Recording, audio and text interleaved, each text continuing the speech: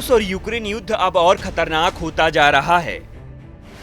रूस अब खूंखार हथियार तैनात करने की फिराक में है। राष्ट्रपति व्लादिमीर पुतिन ने एक बड़ा बयान दिया है, जिसमें उन्होंने बेलारूस में परमाणु हथियार तैनात करने की बात कही है।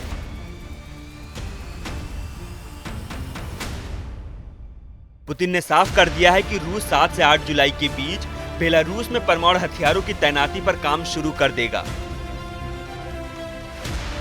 पुतिन ने सरकारी टेलीविजन में दिए इंटरव्यू में ये घोषणा की है। इसी के साथ उन्होंने पश्चिमी देशों को भी कड़ा संदेश देने की कोशिश की है।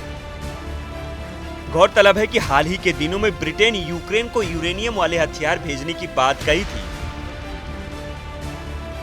माना जा रहा है कि पश्चिमी देशों के इस फैसले के बाद रूस का ये बड़ा कदम है। रूस के राष्ट्रपति ने अपने बयान पर जोर देकर कहा है कि रूस परमाणु हथियारों पर नियंत्रण रखेगा। बेलारूस के राष्ट्रपति कार्यालय की ओर से जारी बयान में कहा गया है कि भगवान न करे मुझे इन हथियारों का इस्तेमाल करने का फैसला लेना पड़े। उन्होंने कहा कि अगर ऐसा वक्त आता है तो वो हमला करने से नहीं हिचकेंगे। वॉल स्ट्रीट जर्नल के मुताबिक 13 जून को संयुक्त राज्य अमेरिका यूक्रेन को यूरेनियम टैंक राउंड को मंजूरी देने के लिए तैयार है। बेलारूस ने कहा है कि ये तैनाती पश्चिम के नेताओं की आक्रामक नीति के जवाब में की गई है। इसका उद्देश्य पश्चिम के नेताओं को आगे बढ़ने से पहले सोचने के लिए मजबूर करना है। पुतिन ने कहा कि सामरिक परमाणु हथियार जिसे युद्ध के मैदान के उपयोग के लिए डिजाइन किया गया है, उन्हें बेलारूस भेजा जाएगा। उन्होंने ये नहीं बताया कि कौन से वॉरहेड कहां पर तैनात किए जाएंगे। पुतिन ने कहा कि बैलिस्टिक मिसाइल पहले ही बेलारूस को सौंप दी गई है। रूसी सूत्रों का कहना है कि इसकी मारक क्षमता 500 किलोमीटर से अधिक है।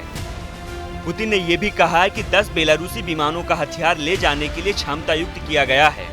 बेलारूस ने कहा है कि सुखोई 25 विमान को हथियार ले जाने के लिए अनुकूलित किया गया है। रूसी सूत्रों के अनुसार सुखोई 25 विमान की मारक क्षमता 1000 किलोमीटर तक है। फेडरेशन ऑफ अमेरिका साइंटिस्ट की माने तो ये हथियार लिथुआनियाई सीमा से सिर्फ 40 किलोमीटर दूर लिंडा एयरबेस पर आधारित हो सकता है।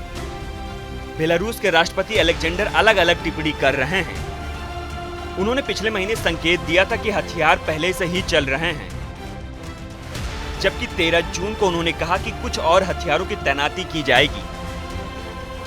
उन्होंने ये भी कहा कि रूस बेलारूस संघ में शामिल होने के बाद सभी के लिए परमाणु हथियार हो सकते हैं।